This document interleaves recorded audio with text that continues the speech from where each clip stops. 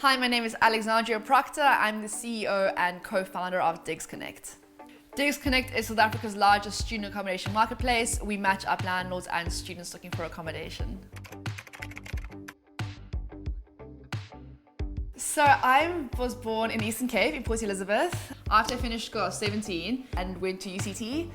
And it was during my undergrad I was elected onto the Student Representative Council. And my role in the SRC was student housing. But most of them came from out of town, you know, and look at South Africa, it's such a diverse country. So it's a combination of students that came from wealthy backgrounds and just wanted to find a cool digs or a home, you know, with their friends, but also students that were quite poverty stricken and are often the first in their family to go to university.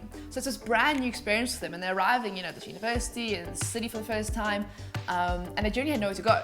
So often my little office in the Steve Eco building at UCT is where they'll end up and kind of say, you know, we're going to university, we've got government funding, but now I've got no home, where should I go?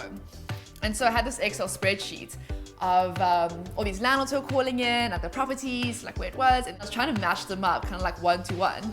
And it was like a lot of work. And I feel like a driving factor in my life is how can I cut down the amount of work that I have to do? So, I mean, it seemed kind of obvious. It's like a basic database, like, you know, kind of like the core like functional feature of like a website. And so I took these students and landlords and I was like, let me just build a really basic website just so that, you know, they could like not have to go through me. And then a good friend of mine on the SRC, a guy called Greg Keel, he saw the opportunity for what this could be. You know, the value offering is connecting landlords and students. So much more than just, you know, platform match people up, kind of like this idea of what does home mean? When it comes to starting a business, the first thing is just to offer value to your users. You need to understand like what is the pain points, solve that problem, and then just make sure there's enough people experiencing that problem. That's what a business is. Actually weren't planning on raising funding, but as we kind of got more into DigsConnect, we realized the potential this company could be, and we wanted to actually give it serious legs, give it some real rocket fuel. Investment is more than just money, it's the people who are going to walk the journey with you, especially in a startup. It's a long journey, there's a lot of, you know, really hard days. You want to make sure there's people that have your back completely. When we met the guys that ended up investing in DigsConnect, it was like falling in love almost. Like, it's like that first date when you meet someone and you're like, this is something special, there's something here. And it was like that with our investors. We sat down and straight away realized that we were on the same page, same wavelength. We had the same vision for what DigsConnect could be now and in the future. We shook hands and that was pretty much the deal done. So like the most important thing you are doing building a business is have the right people. Like hands down, absolutely. Like the right people can take a donkey cart and make it a rocket ship, like 100%.